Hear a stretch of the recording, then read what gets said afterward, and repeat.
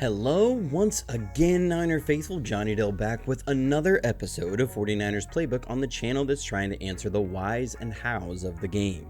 Week 10 saw the 49ers come out of their bye week and improve to 5-4 in a Sunday night matchup against the LA Chargers. It was an ugly game that saw the defense give up scores early, but then tighten up after halftime and shut out the Chargers offense in the second half. On offense, the tale of the tape was missed opportunities. It's clear the team has yet to gel and start putting it all together. The pieces are there, the potential is there, but they have seemed to just underperform.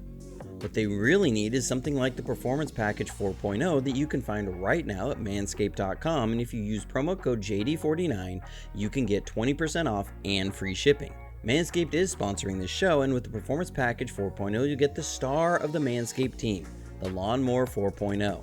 The Lawnmower 4.0 is the MVP of personal male grooming. During the bye week, I had to go in for a procedure, and I was so glad I had the lawnmower to help get all my affairs in order. The skin-safe technology was much appreciated to give a super close trim while making sure not to scalp the turf. It's waterproof, so you can take care of all your business in the shower, and the LED flashlight helps you always make sure you're protecting the ball. The Performance Package also includes the Weed Whacker nose and ear hair trimmer, Crop Preserver deodorant, Crop Reviver spritz, disposable shaving mats, wireless charger, legendary Manscaped briefs, and a high-quality travel bag.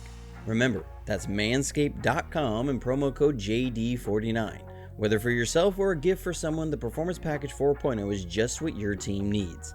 So head over to manscaped.com and use promo code JD49 today. You're watching Johnny Dell's Football Academy.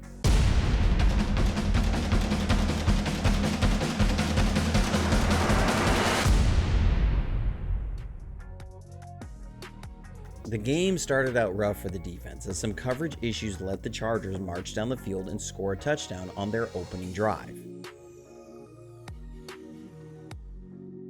Here we're going to bring some pressure with a 5-man rush and be in cover 1 man.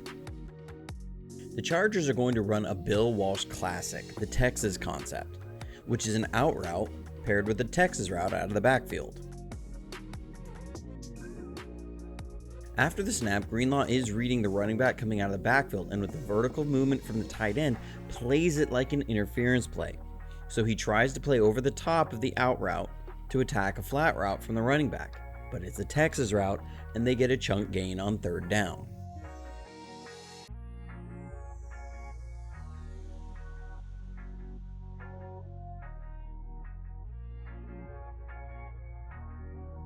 We then give up an inexcusable touchdown.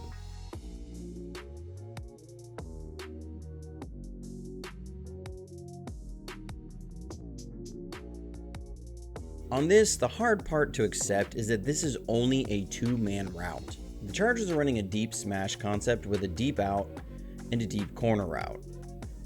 We have a zone dog blitz called, and the Chargers end up keeping 8 in the block. On the back end, just like the Greenlaw play, we have some guessing going on in the secondary. Hufanga plays this like he's expecting a dagger concept, which is a vertical or a deep post route paired with a dig. So he looks to pass off what he thinks is a post to sit on the dig. With that, he's late to recognize it's not a dagger and gets beat for the touchdown.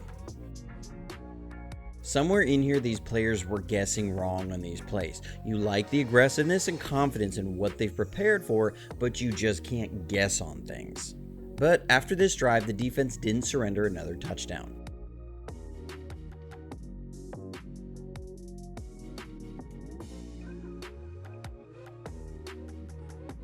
On offense, a recurring theme was, oh, so close. The Chargers came in struggling against the run, and so many of us expected the run game to take off, but it always seemed to be one block away from really getting going. Here, we're running a counter, and Debo is tasked with a tough block here. He's got to go pick up the safety, number 24. You can see how Debo is never able to get on the safety, and he's the guy between McCaffrey and the deep safety. The lane is huge. And then here's another missed opportunity.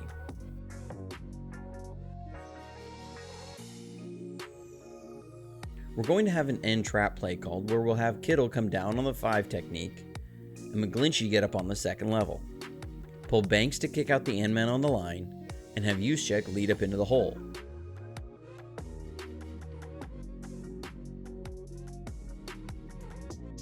snap, the 5-tech throws Kittle aside and ends up making the tackle on the play.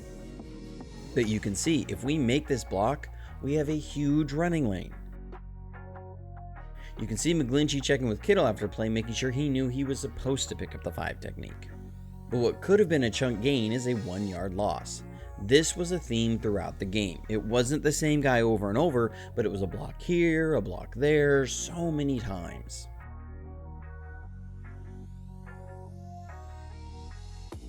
But we're able to convert on 3rd down, which was a theme throughout the game.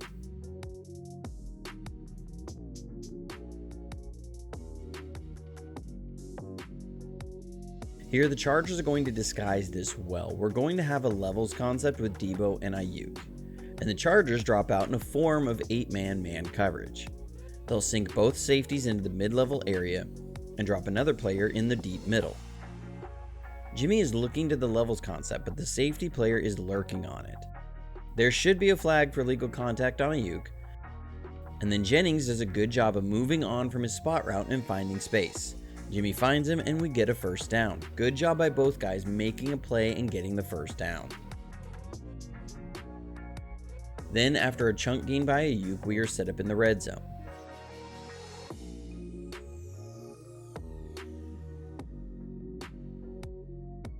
This is another example of a missed opportunity. We're going to shift Debo into the backfield and then motion McCaffrey out late. Notice the attention McCaffrey gets as the potential for the screen. We're going to pull both Williams and Banks around. Here's the thing about Debo though, if he's going to be in on plays like this, follow your blockers, especially if that blocker is Big Trent Williams. If Debo follows Trent, this is a touchdown. Instead, we're set up on the 2 and end up settling for a field goal. Follow Trent. Good things will happen. And then an Ayuk fumble followed by the coverage forcing a tight window throw results in a field goal for Los Angeles.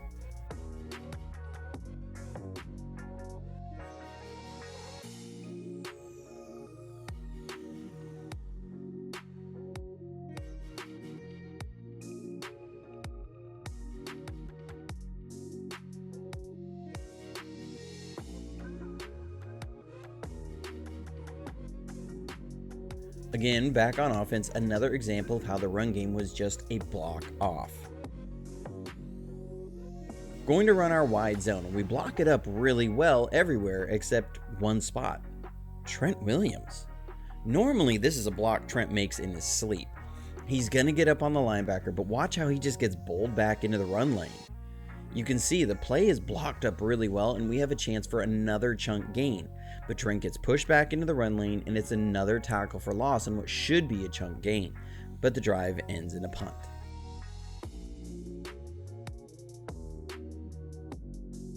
Back on defense, the Chargers are set up off a big play from Herbert and company.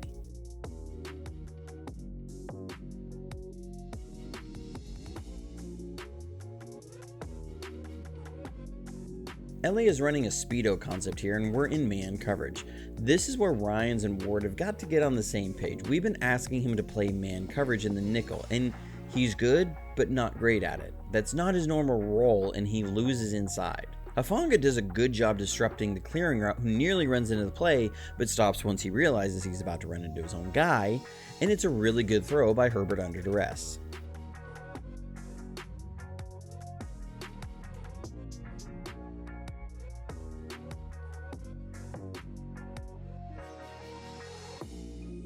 But we're able to hold fast with some good pressure by Bosa.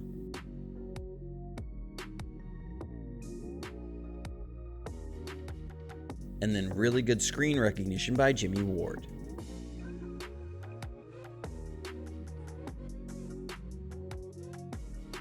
Then, in what felt like one of the biggest plays of the game, we're able to convert a 3rd and 12 to George Kittle.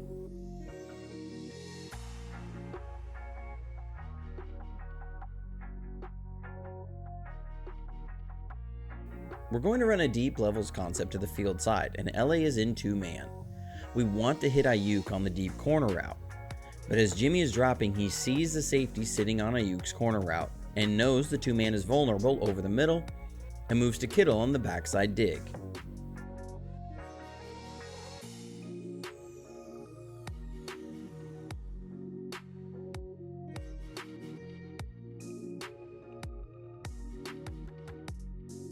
We then get a huge gain off an off-schedule play.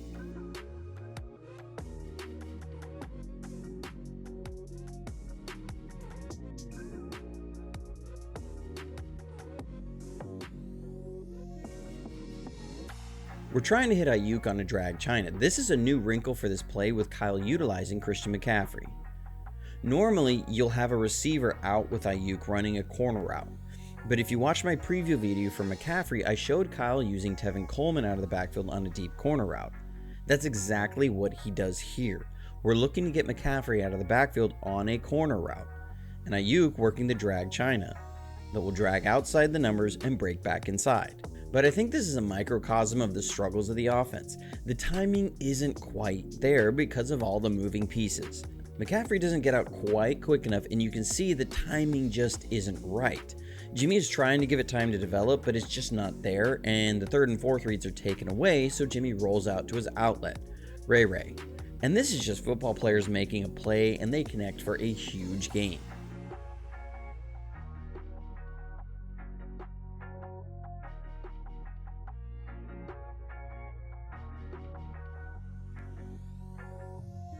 Then, after some nice screens, we're set up for goal to go, and Jimmy G gets in for the touchdown.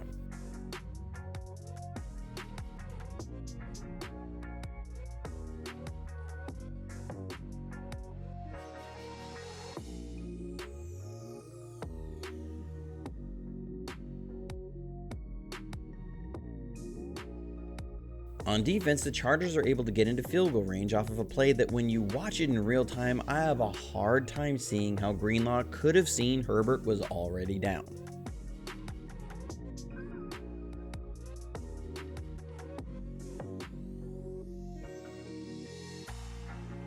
Coming out of the half, we're able to put more points on the board, and you're seeing the potential of the offense with all of these weapons.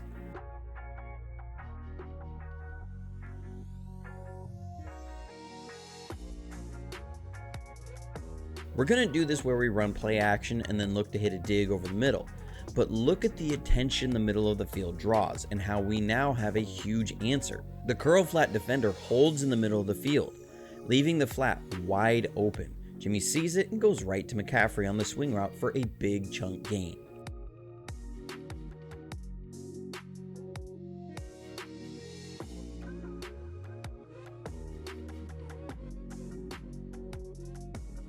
We then get Debo on a power play, and this time, Debo does a great job following his blocker, and in 2 plays, we're in Chargers territory. You also see the culmination of all this misdirection in the run game. Watch the indecision by number 49. He's not sure where the ball is and where it's going.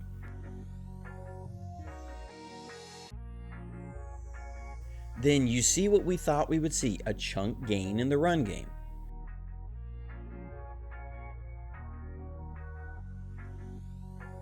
Here we're running a split zone, and Banks does a good job of sticking with his block and picks up 2 guys.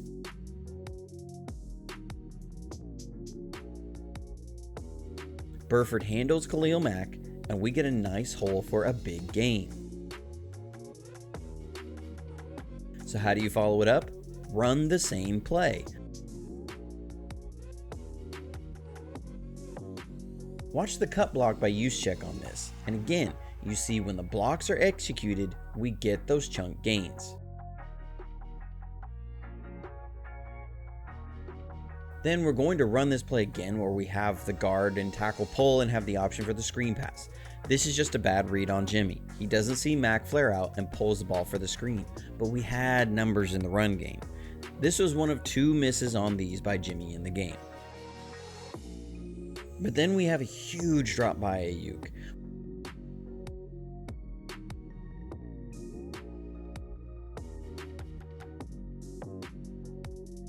We wanted to hit Kittle over the middle, but it was taken away, and it's a good throw by Jimmy to protect the ball into the void. Ayuk just couldn't come down with it.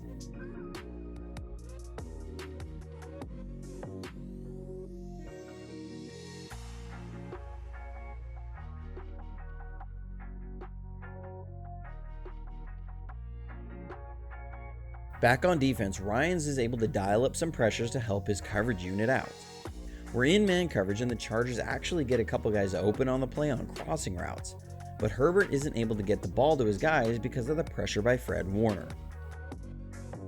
We have a well-designed stunt as we're going to slant Hyder and Givens across and bring Warner around.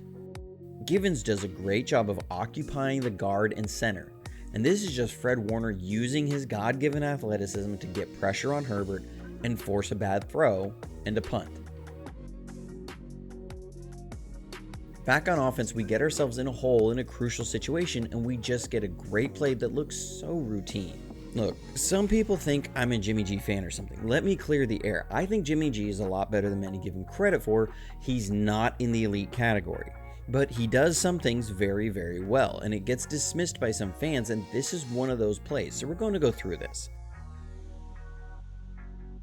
It's 2nd and 20, and we're going to have a two-man concept with Kittle and Ayuk to the boundary side. The Chargers put Derwin James on the line, and they had been blitzing him a lot, so with the deep cushion, Jimmy wants to work that side if Derwin comes on the blitz. We motion McCaffrey out and are going to run a double slant plus slant flat concept to the field side, which creates a triangle horizontal stretch of the defense. At the snap, Jimmy first checks Derwin, who he sees drop and jam Kittle, so they've got a 3-on-2 for the defense, and so he immediately moves to the other side. From there, he reads the strong side hook who's taken Debo's first slant. The flat route occupies the curl flat defender, and you're going to get Jennings open. Jimmy first does a quick little pump to Debo to hold the linebacker and hits Jennings in the void, who gets a few yards after the catch. But it's the little things through the play, checking Derwin post snap, moving to the concept side, reading the D, holding the linebacker with the pump, all in time. It looks so simple sometimes, but it's not, and it's why there are some people that are high on Jimmy. It looks so simple, but it's not, and it's one of the reasons why you see his teammates believe in him. His biggest problem has been the bonehead plays, the missed opportunities, the turnovers, but when he's on, he can make some really nice plays just like this.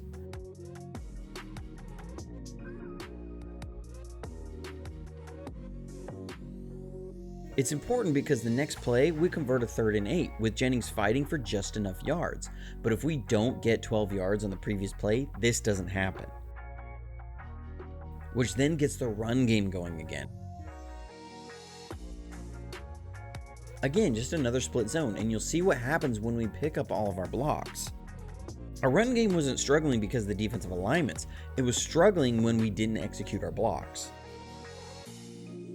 Then we pick up another huge 3rd down.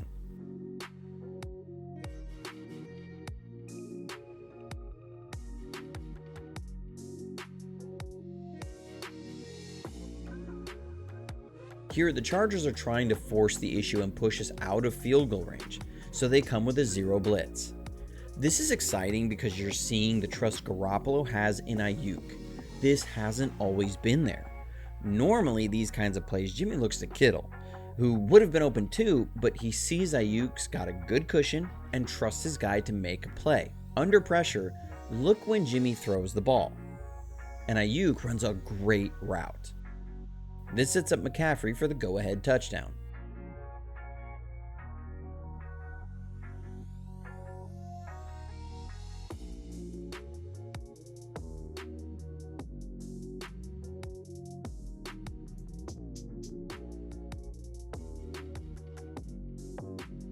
On defense, in the second half, it was just playing disciplined, well-executed football.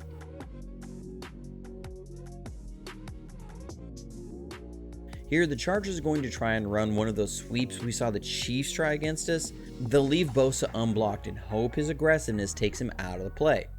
But Bosa stays disciplined, reads the play, and makes a tackle for a loss.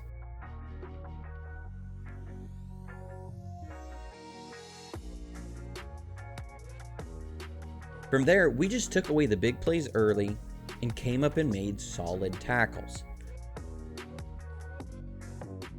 We ran a lot of palms coverage in the second half, which the key on that is making tackles when they throw it short. Because one area that defense can be soft in is usually short and outside. So the key is to come up and make solid tackles.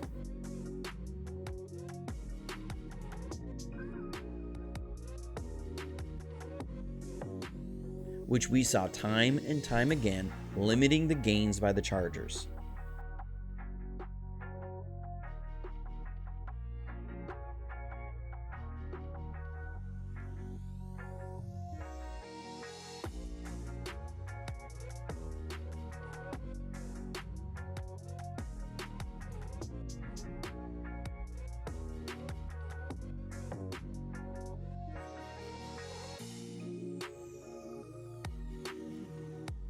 Then Omenihu shows up to make the play to seal the game.